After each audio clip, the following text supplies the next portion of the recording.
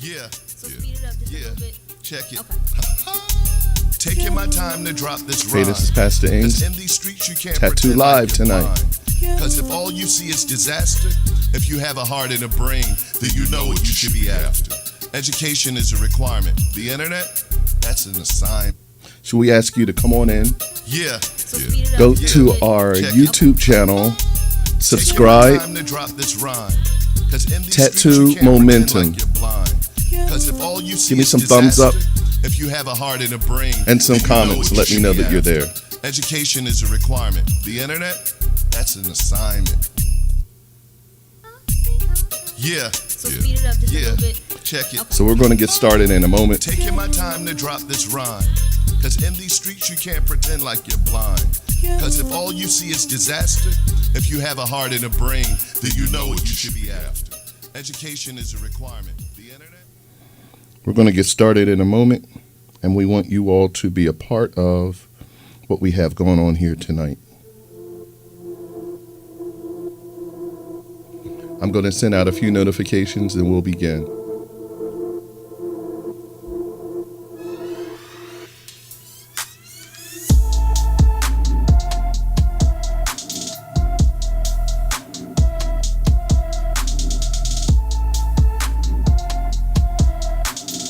Go to our YouTube channel and let people know that we're live.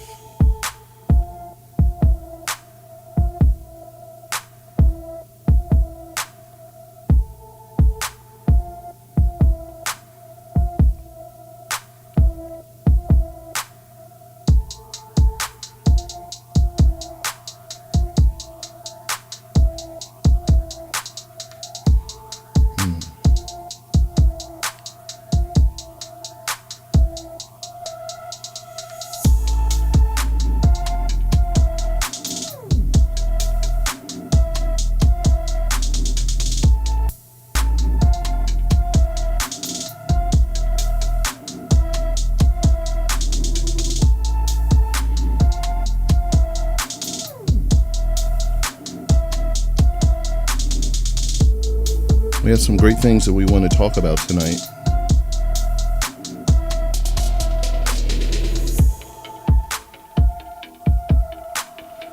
We've been discussing a topic on self-actualization, and I want to continue with that on tonight.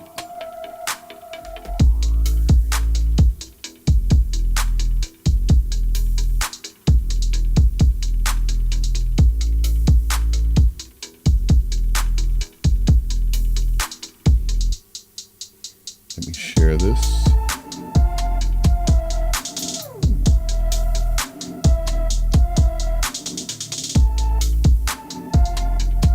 Create our post. Tattoo is live now.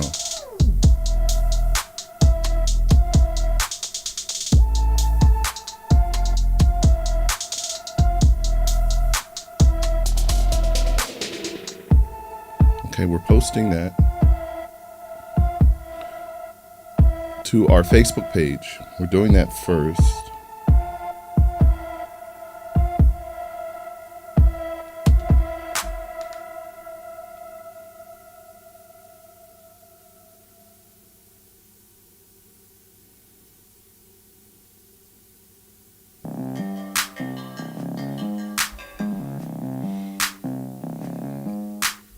So you should have a comfortable seat.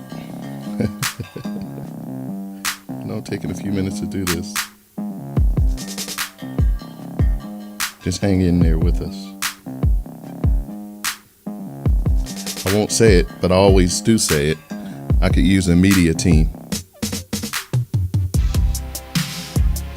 to do all of my behind the scenes work here.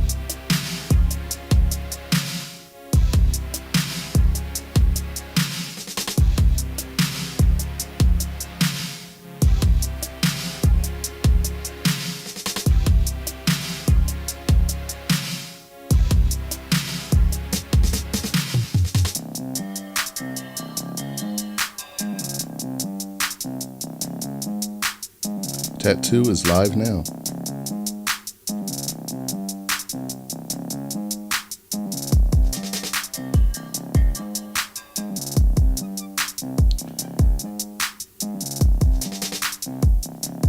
That's good enough.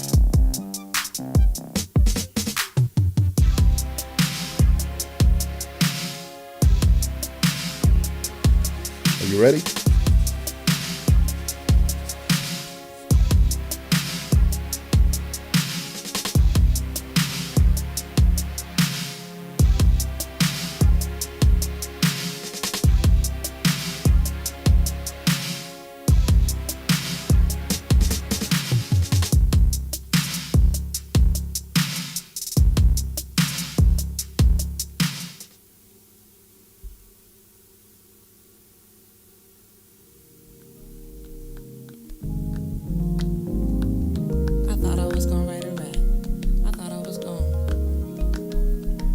Hello, it's Pastor Ings.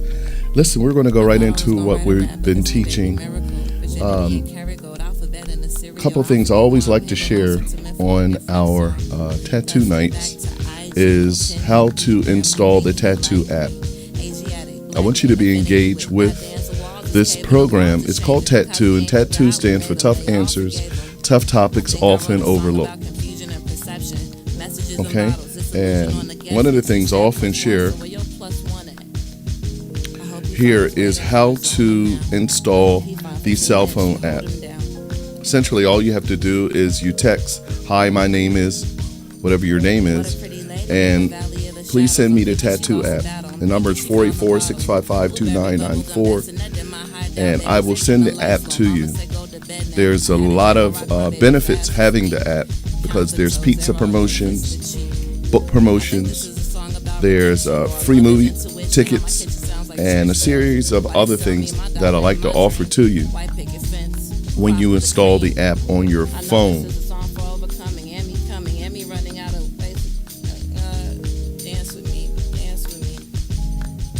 Second here.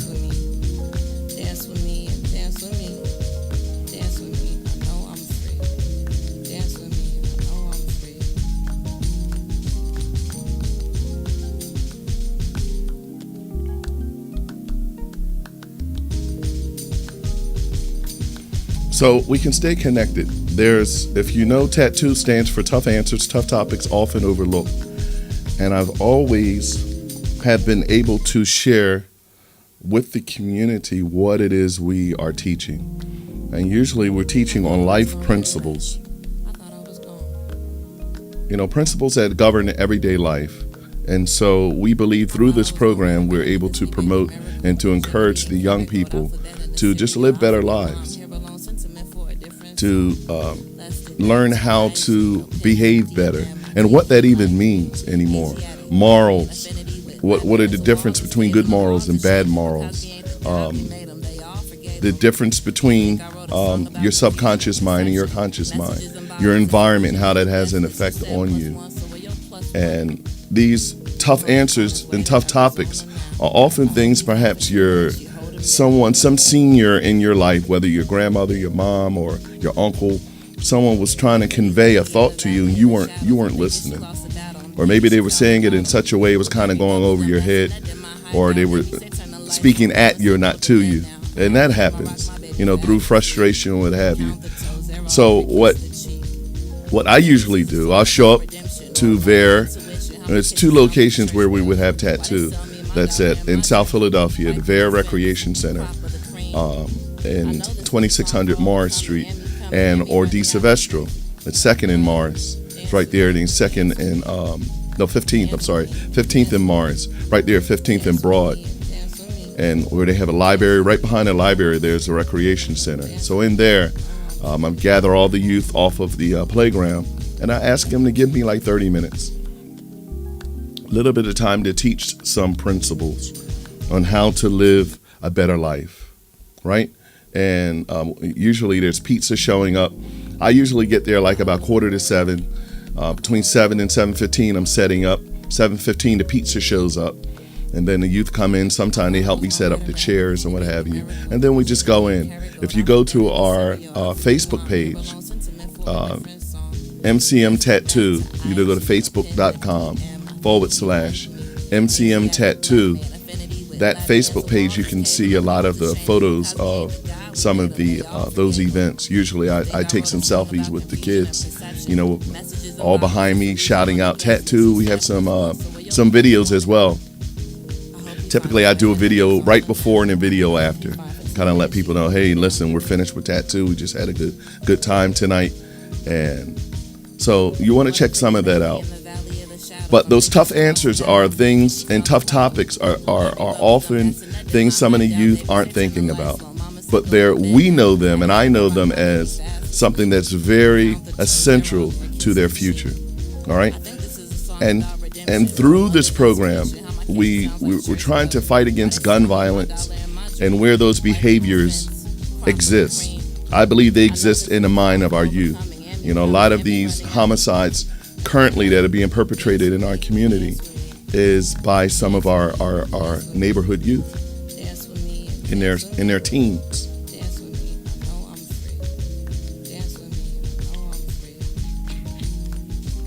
So I believe we can do something about that.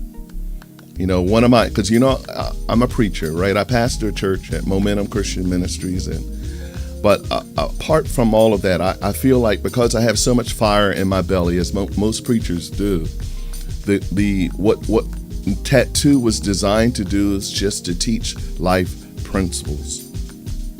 In the middle of your busy day, in the middle of everything that's happening in your life, here are some principles to live by. And even the fact that I would teach that you should live by principles. Some people don't live by principles. And they're very important. All right. So again, if you should come in, I'm asking you to subscribe to our YouTube channel. And there's a little button where you can hit the thumbs up saying that you like the video. And you can also put some comments in there as it relates to some of the things that we're talking about here. Okay, so now, so much for that. The other thing I wanted to share with you is our lesson for tonight. And I've been dealing with self-actualization. It's a big old topic, I know, but it's a framework that tattoo we are beginning to embrace to help put together some intellectual building blocks. You know what it means when I say that? Things that you can actually tangibly, visualize and see how you can progress in a certain direction. Sometimes you can't do it unless you see it. If I can see it, I can be it. R. Kelly said that, and I believe I can fly. Many people know that song. And part of those lyrics, if I can see it, I can be it. And that's true in life. Certain things you can't be if you don't see it. That's why we need what we call role models. Role models are something that's placed in front of you, whether it's a male figure or to the females, auntie who becomes a role model, something that you can observe and see, and you can pick it up that way. Sometimes you don't pick it up when people are drilling you with words so much and preaching at you. We get a little tone deaf. We don't want to hear that. End up sounding like Charlie Brown's teacher. If you remember that, she's wah wah wah wah wah wah wah, and you're not really hearing. Her mouth is moving, sound is coming out, but you are not picking it up. You're not paying attention to it. But I want you to be able to pay attention to tattoo. Again, tough answers, tough topics, often overlooked. And I always ask the youth, what does tattoo mean?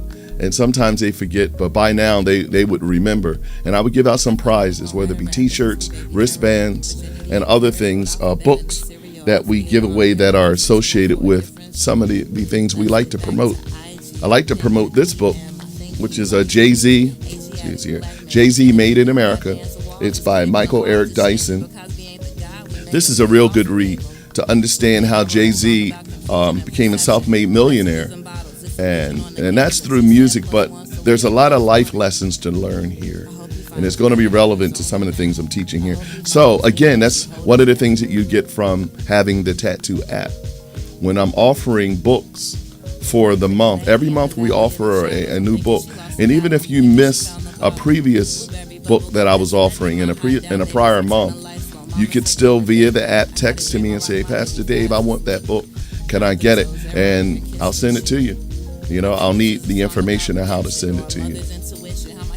But these are some of the things that we were doing in the community, giving out the books. And again, I've got photos of times where recipients of a particular book, even this book, had some of the adults standing and some of the youth that have gotten the book standing around me or holding it up. So go to our tattoo page on Facebook. There's a whole inventory of photos that I usually like to take on every night of tattoo, so we won't forget what we've done, and so other people can see it too and be inspired. Some of the youth laugh when they see pictures of themselves, because they grow fast, and you look back 3 years. Look at myself. I was a lot smaller. Some of them may perhaps they are in high school now. When the picture I took with them, they were in junior high. Interesting, huh?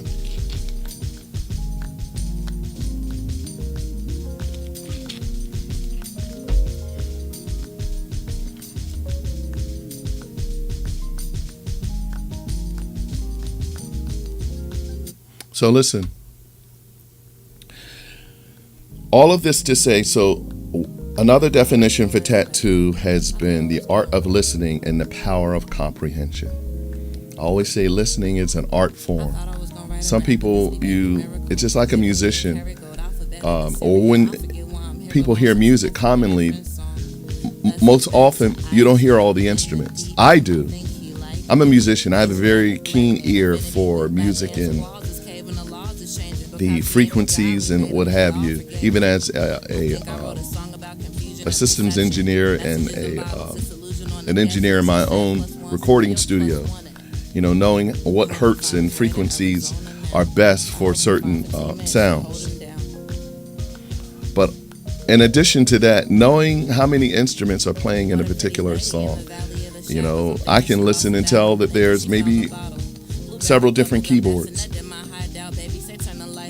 several different guitars.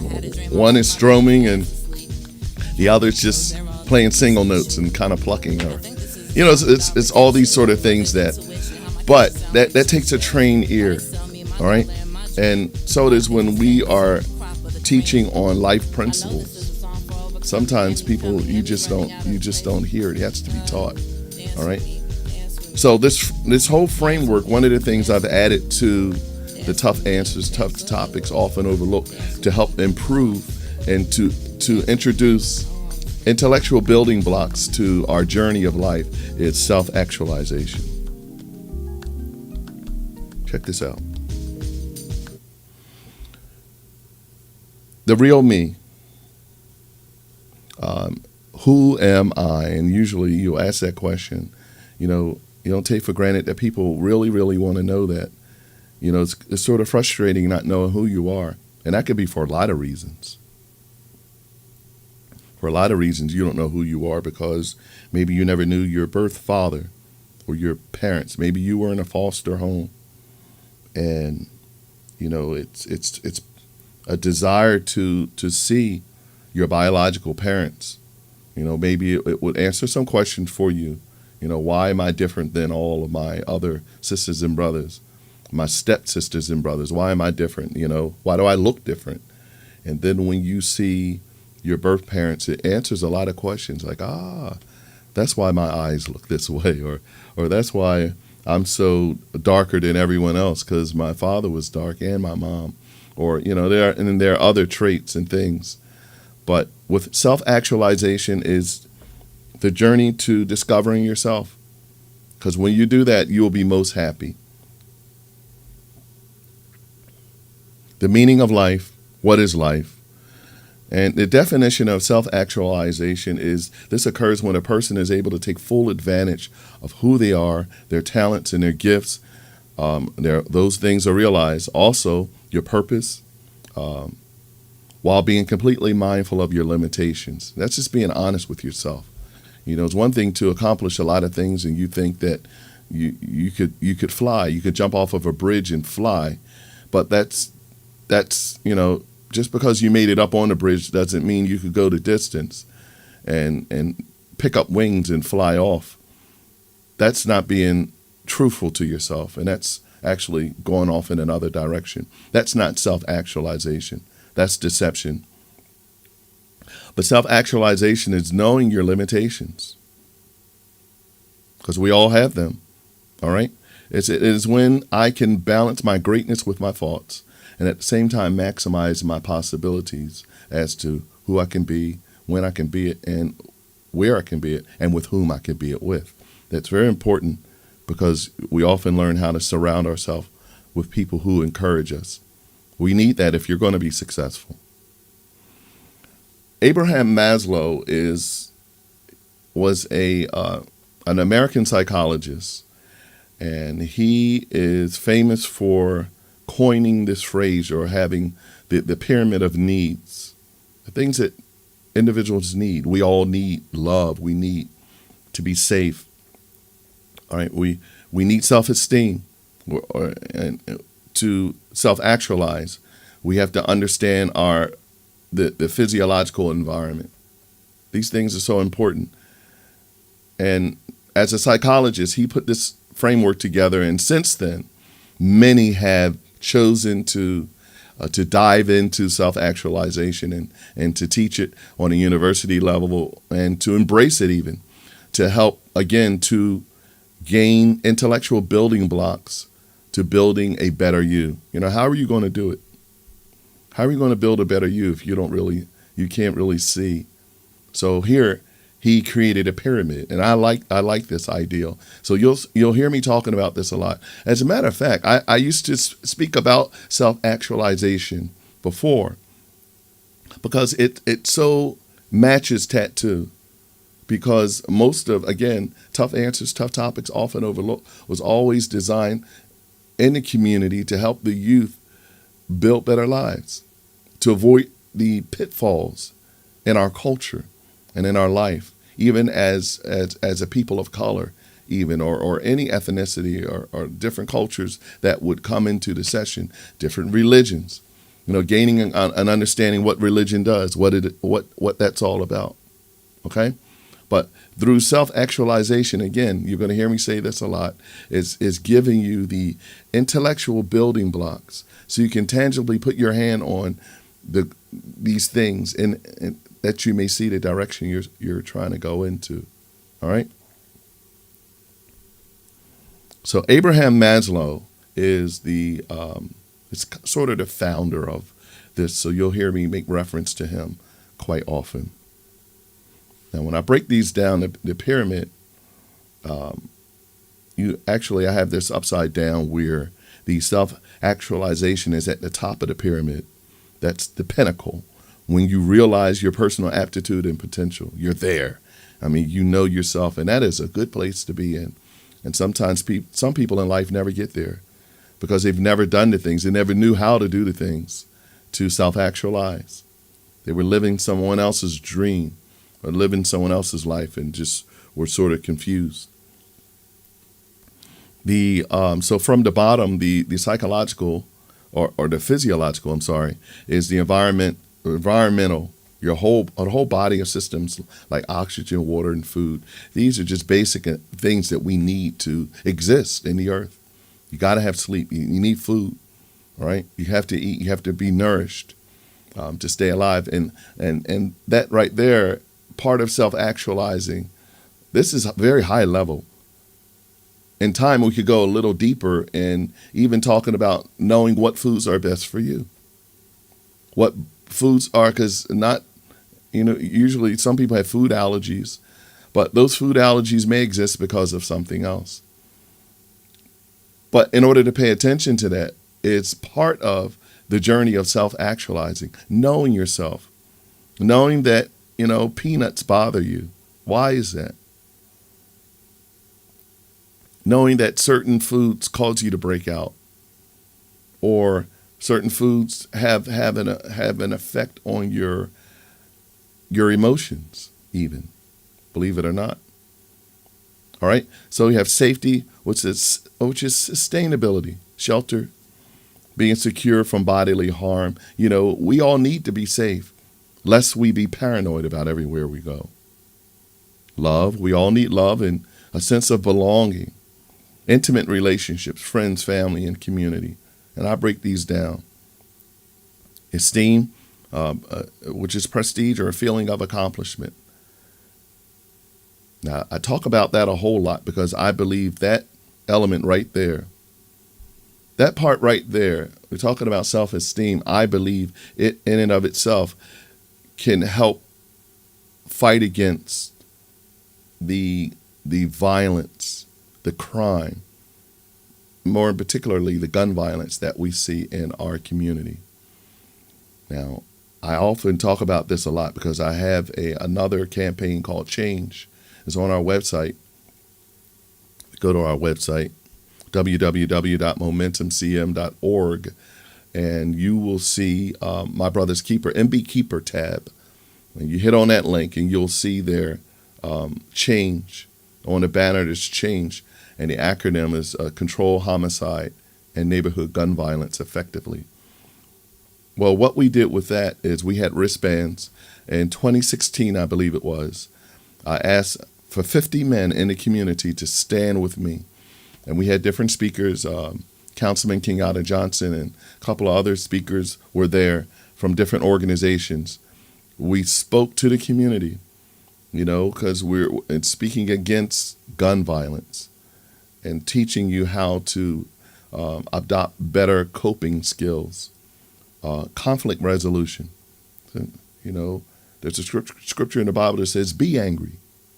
Be angry. Even God gets angry. But it says, be angry, but sin not. In other words, don't miss the target.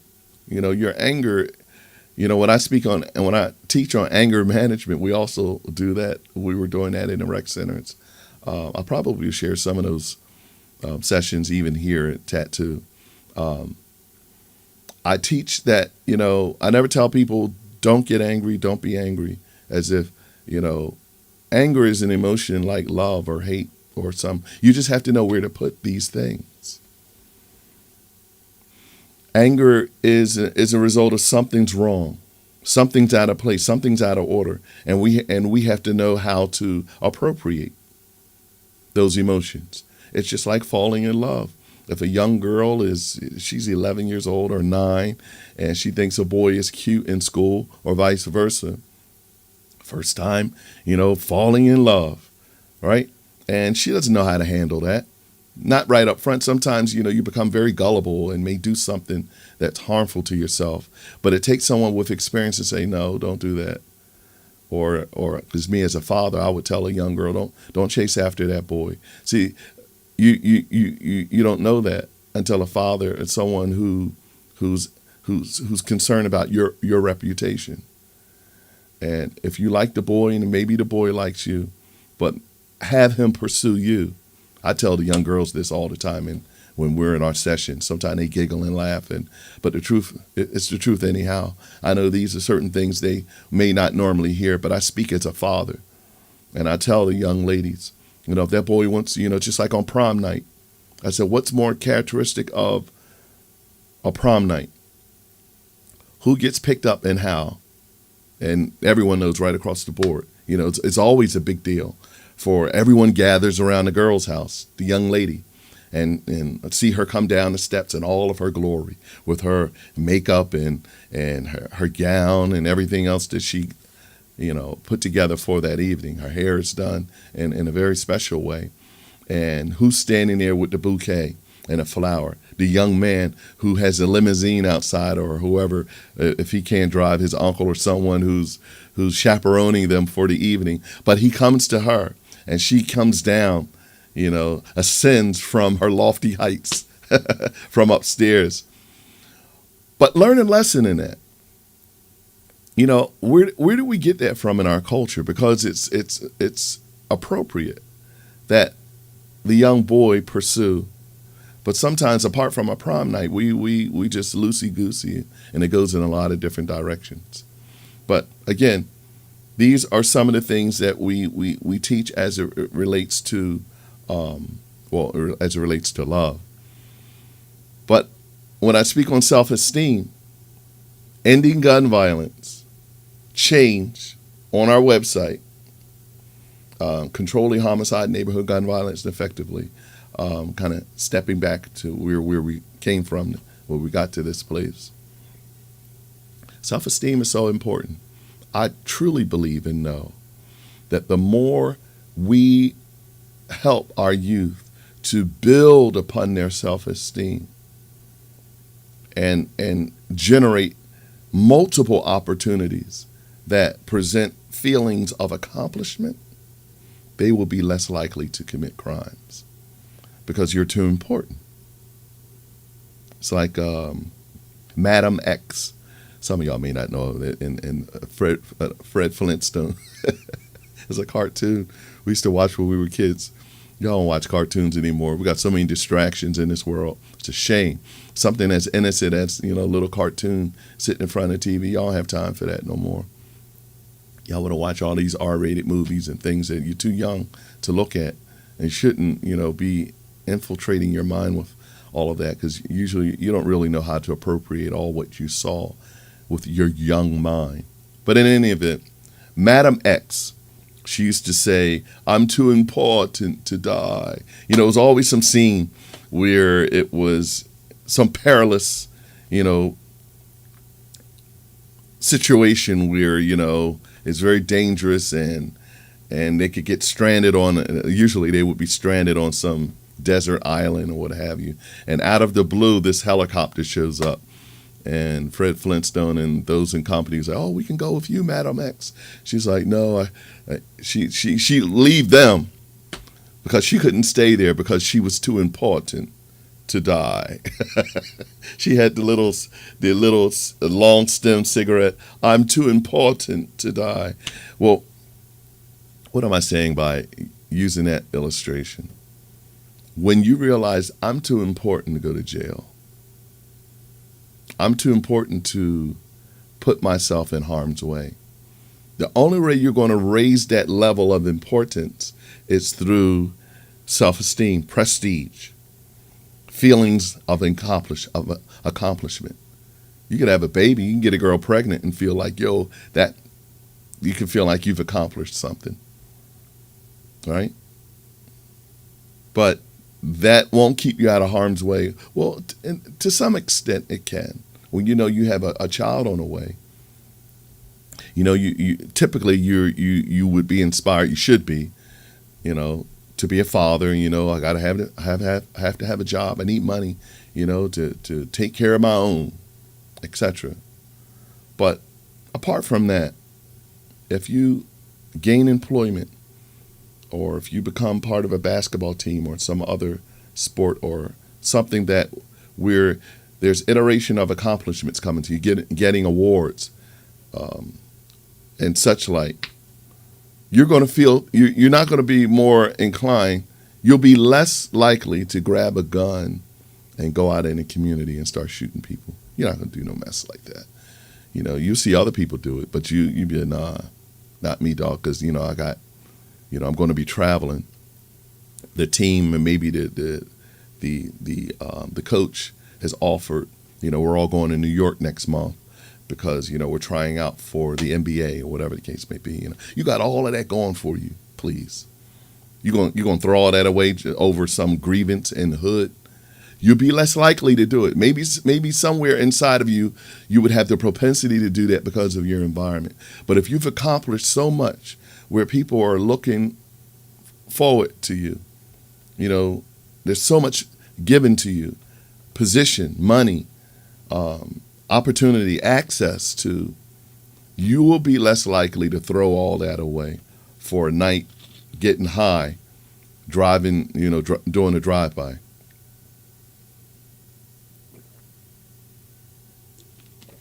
So with tattoo, we tried to come at it from another angle.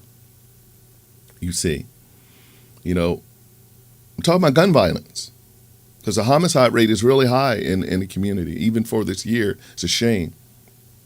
Although we had the pandemic, but it didn't stop people from shooting and killing one another. As a matter of fact, they did more of it this year, it seemed, than they did last year. You would think, we're supposed to be quarantined, staying home, but somebody found an occasion to be out in the streets and shooting up. But here's the deal. We've got gun laws, so we're always doing that. The councilman and the mayor and the governor, they having Zoom conferences and meeting there at City Hall and having other discussions on how best to handle this gun violence. And that should be done because ideas come out of that and how to, even laws against, I know Kenyatta he was in front of one of these plastic guns or guns that don't have any registration to them. I think they're made out of certain material where you can actually put them together. And they don't need to be, first of all, they shouldn't even be making stuff like that. But they end up in the community. So I believe they petitioned for a certain law against even having those distributed or made available in the community. But there are other things like that, that laws, we have laws that exist, they have to be enforced to try to help keep some of these guns out of the community. So you have these things, but where tattoo comes in at, and My Brother's Keeper comes in at.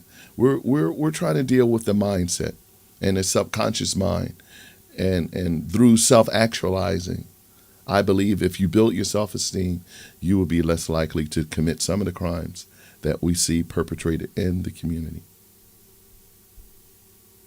That was a lot I said there.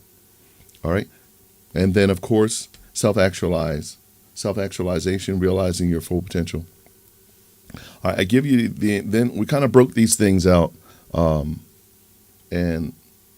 I'll just share this one, the physiological approach, which is you got to know these things. If you're going to self-actualize, which is here the branch of biology dealing with the functions and activities of living organisms, and they're talking about yourself, your body here. Their parts, including all physical and chemical processes. All right. Do you know anything about this vaccine that they're offering? Do you know anything about it? I know a lot of people say, "Oh, I'm not taking it. I'm not putting that garbage in my body, what have you." And a lot of people are skeptical, and I am too. But understand something. One of the reasons why this particular vaccine, this COVID-19 vaccine, the science behind it, it was designed with like synthetic, I can't even describe it the best way I want to, but it's not using a live virus. Usually a vaccine had some of the virus within it.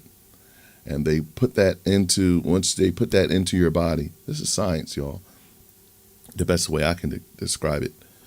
I'm a computer scientist. They inject this into your body. And so what happens is by injecting that in your body, a version of the virus, it allows your body to build a defense against it, your antibodies, right? It sees this foreign substance in your bloodstream and it begins to fight it. And in some instance, by inserting a certain degree of that in your system, once your body has fought a fight against a disease or something like that, it tends to remember it. All right, that's the way it's supposed to work. If you have a good immune system, if your immune system is healthy, it will remember the fight. So somewhere in the future, if your body should be, your antibodies or your blood system is introduced with that germ again, it knows how to lick it. So, I know how to handle this because we've already built a template for how to get rid of this. So maybe when you first got it, you were sick maybe for a couple of days, but maybe with less time than that, it'll wipe it out because the body knows how to handle it. That's the best I can explain the normal behavior and the development of a vaccine. To do that usually takes about 2 years to certify it. Not only to develop it, and then once you put that in human beings, you have to kind of monitor that for a period of time. But this particular vaccine is a little different. The technology that was used, the science behind it is a lot different.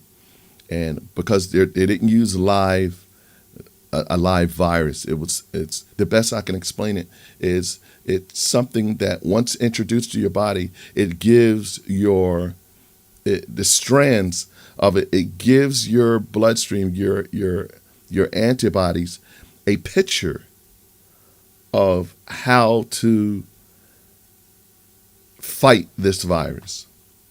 It's crazy, isn't it? Of what it looks like, and it's almost like taking a snapshot, but that snapshot is done internally. That's crazy, isn't it? That's the best I can explain it, y'all. Maybe I'll do a better explanation next time because it's going to be every bit of about 6 months before it gets down to the point where we have an option to take the vaccine. But that's the physiological component. So, but you have to understand that if you're going to self-actualize. Now, not so much for the vaccine, but your body, the chemical processes that affect the way you act, the way you behave. You'll be surprised how some chemical processes that are going on in your body, which causes you to be so evil or mean or depressed. The science of life is in our DNA, or the science of life in our DNA, the particular order of cells, molecules, as well as tissues, organs that make things work as they do. Alzheimer's, memory or memory loss, even heart disease, diabetes, asthma. Some of these other things that are happening to all human beings. If you're going to really self-actualize, it's a journey. How are these things going to affect my life? Exercise, how our bodies respond to a normal regimen of physical fitness routine. Physiological studies, how obesity is made possible relating to our appetite and brain signals. And I talked somewhat about that. So listen, I'm going to close this out. One of the things, it's something else I wanted to share with you, which would help you in our self-actualization. And it's, let me see here. Let me grab it.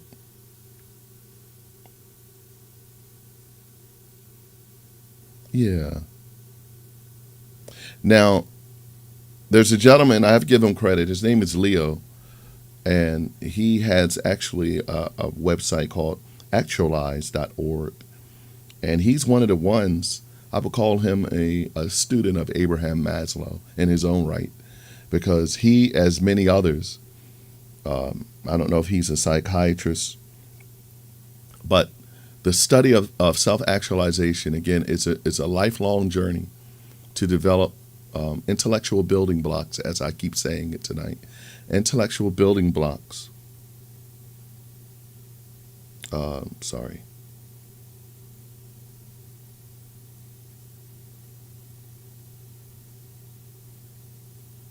Intellectual building blocks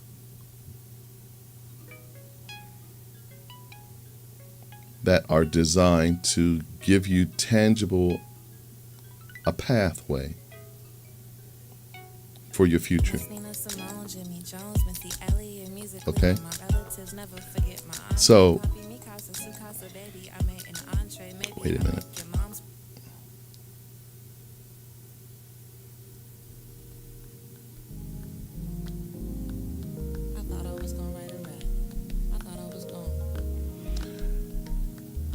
There are a couple of things that were shared on techniques. See, I keep talking about self-actualizing, and the end state, the end goal is a better you, right? And as it relates to tattoo, and as it relates to My Brother's Keeper, and change, control homicide, neighborhood gun violence effectively, as it relates to these things, I believe through the process of self-actualizing will sort of push out the propensity and the desire to be committing crimes. And when you think about everything that's in my life, I'm responsible for so much. And not only pastoring a church, but I'm a husband, I'm a father, I'm a systems engineer, I'm a music producer, I'm a songwriter, and many, many other things. This ministry in and of itself has about 4 websites, 4 different campaigns. You know, we just started another campaign this year for voted for change. We have T-shirts that had voted for change on there because we were in the community rallying and encouraging people to cast their ballots this year for the presidential campaign. And I met a lot of people who weren't going to vote, but because of some of the things that we shared and pointed them to our website, which I manage, Voted for Change, they changed their minds. They say, you know what, I wasn't going to get involved in vote because my vote doesn't count, right? But after they listened to me, it's like, oh, you know what, I see what you're saying. Because we have an angle with this thing to describe the importance of casting your ballot. And if done right, it is effective. And if you don't believe that, I'm quite sure you believe it this year, because there were a lot of evil forces and a lot of contrary forces that wanted to push the election in another direction. But most of America said, no way, Jose. We're tired of the evil and the misogyny and a lot of the vitriol and the hate that was being purported out of the administration from the White House. And the leader of the pack, yours truly, Donald Trump. And all of that, I voted against that. You know, the only thing we could do is cast our ballot. And we encourage people to do it, as people then think, oh, my vote's not going to count. It's not going to count. And it did seem that way. But when the more of us vote, if all of America casts their ballot, it pushes back the heels of corruption more so.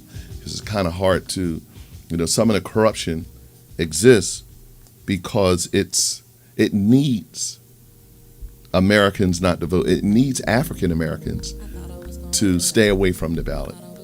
Because it's so, we make up about 1/3, 2/3 of the population of America. Don't quote me on that. But with our vote, a lot of people know, and there are certain what they call battleground states that have larger amounts of electoral college votes. Y'all might not understand what all that means. But the more we showed up and showed out, and it made a difference. So, techniques associated with how to self-actualize. One of the things that we have here is understanding your life purpose, number one. And I'll go into these next time. I'm not going to continue with it so much here. But discovering your gifts or your talents and then mastering them. Discovering your passion without it, your desire for growth, passion, and for development will reflect the absence of purpose that way. In other words, if you don't know your purpose in a particular thing, and you don't see a purpose, then there's no passion to pursue it. There's no passion to develop being better at it. Because it's like being in grade school. You teach you, if you have to go to science or chemistry, and usually your passion to be a chemist just isn't there because you don't see the purpose in learning these things. History, you if you don't see, I'll say it this way, it's best. Most things we don't understand, we end up being adversarial against it. But when you understand it, then you're kind of for it. At least you can put it in its right perspective. Life purpose. But the goal to self-actualizing, you have to be able to develop and to know your purpose in life. If you don't know your purpose, you'll be unhappy. You'll become something that you really don't want to be. You'll be living someone else's dream. All right? But that's a whole journey. I'm just giving you a high level with this. But to discover your purpose, we could talk more about that. But just write that down and put that out there. Number 2 is reprogramming your subconscious mindset. Now, your subconscious mindset is certain things that exist and operate when you're unconscious of it. Your subconscious mindset are things that are developed when you were a child. Subliminal images, or what we call subliminal advertising, certain things that you saw and you never knew it had an effect or its design, I tell you, bear with me, y'all. I'm always trying to be the media team as well as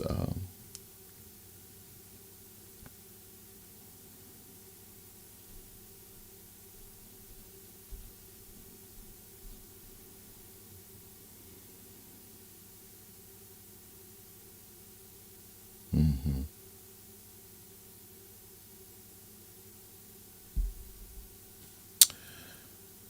Reprogramming your subconscious mindset. So what happens is your subconscious mindset are things that are developed in your mind when you're not even conscious that it's being put there. Here's an example. You ever hear a song or someone drive down a street playing the radio or something, and before you know it, maybe a few minutes later, or maybe even an hour later, you're sitting at your desk and you start singing a song. You weren't even thinking about the song. It just kind of came out. You just start singing it. And you ever tell somebody, hey, you got me singing that song. How did that happen? Your subconscious mind picked it up. That's what people often call subliminal advertising. I was showing you one thing, but I was trying to introduce another idea to you. And sometimes it's effective.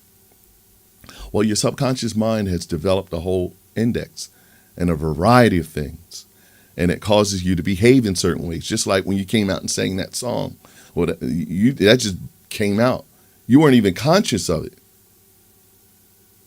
You said, "Hey, your brain picked up later on what your mouth was saying." Now, how many things in life happen that way?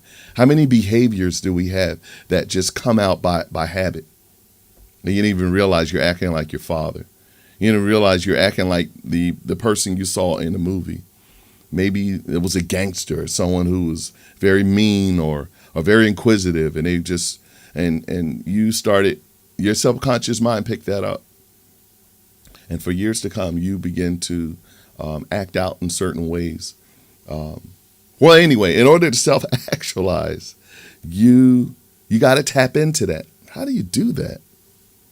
Well, we could talk a lot about that. There's more to share. But in order to self-actualize, you have to tap in. You got to be able to understand and be honest with yourself. What are these? What are the index, the array of behaviors and things that become me that are in my subconscious mindset? It's deep, isn't it? If you're going to self-actualize and become a better you got to be able to tap into that and know how to cancel out certain things that shouldn't be there. The next thing,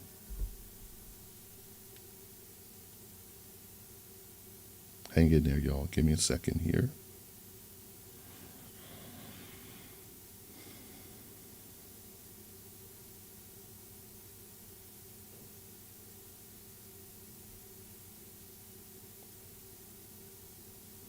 Meditation. And I talk about meditation a lot. It's learning how to be alone with your thoughts, so you can learn how to put them in their proper perspective. Sometimes you won't be able to self-actualize until, well, not sometimes. You will not be able to reach the pinnacle of self-actualization until you are able to spend quality time with yourself and like it. All right. Number 4, concentration versus meditation. Now I have here where concentration is your form of focus, even as a work ethic. See, some people don't know how to zoom in. You don't know how to concentrate because there's so many distractions in our world today, especially with social media, the cell phones, or what have you. Sometimes you might be able to, perhaps you know how to focus and concentrate when you're playing a video game. But outside of it, because a video game's not real life. So things that really affect the trajectory of your future, your money, your health, learning how to concentrate on that. It's a work ethic. It becomes a principle by way I do things. And in order to be successful at those things, I have to intentionally put things in place or remove certain things that I might concentrate on this, that, or the other thing. Like being successful in school. There's no way you're going to get a good grade if you continue to have loud music and other things around. You got to silence all of those things. When I was in Drexel University, one of the things I always would do, quite often I would go to, it all depends on, if I really want to get this, the content of, the assignment really good. If I had to read certain chapters and comprehend it, all right, it's one thing to read something, but then to comprehend it, it's a whole nother. I would have to go to the library, the boring library, and sit at a wooden desk. No music and all of that, just me. And that's why they want you to be quiet. Because and even today, I have that same work ethic or study habit that, even as a pastor, when I'm preparing to teach or certain things I want to share, I need silence. I love music. I love things going on, just like anyone else. But I know myself, and I know how to generate my concentration and appropriate it such so I can get out of the text whatever I'm reading, what I need. For other books, even books that I read, I can't have a whole lot going on. I need a cup of tea and I'm curled up on the couch and sitting there and just me. I don't want to hear anything because I actually want to hear myself read. Isn't that interesting? Concentration. Self-inquiry, making a true assessment about yourself. All right. Contemplation, thoughtful observation. If you are to have a deep level of understanding of yourself, your actions, your consequences,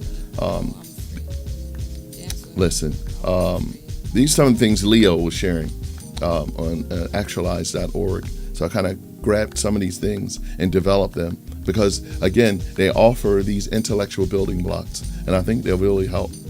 Journaling, which is writing down. Some of you don't write anything down about your life, your fears, who you love, who you hate, how you feel about life, certain things you want to get back to. Maybe there's something that journaling allows you to write some things down. Maybe it's something that happened that you want to get back to. Maybe right now I can't touch it. Right now I can't deal with it. But if you write it down, when you get back to it, you can see that these were the points that you didn't want to forget. Because sometimes if you don't write it down, you're going to forget it.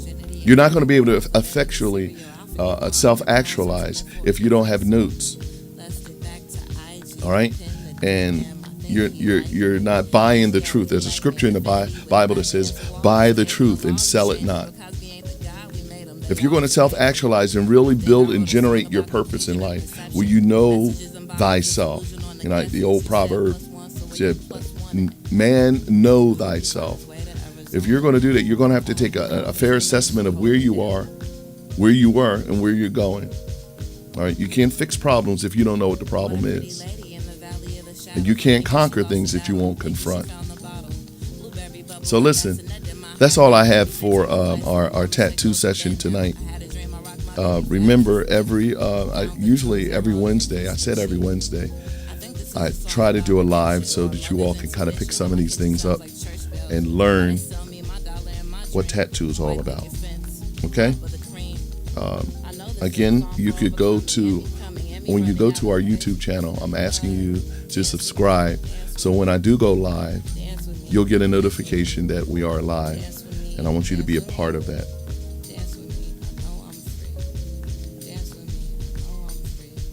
Which is so important for you. All right. This is Pastor Dave. Closing out with tattoo. Yeah. Check it. Okay. Stands for tough answers, tough topics, often overlooked. Because in these streets you can't pretend like Until I see you later. Because if all you see is disaster, if you have a heart and a brain, then you know what you should be after. Education is a requirement. The internet, that's an assignment. Yeah. So speed it up just a little bit. Check it. Okay. Taking my time to drop this rhyme. Because in these streets you can't pretend like you're blind. Because if all you see is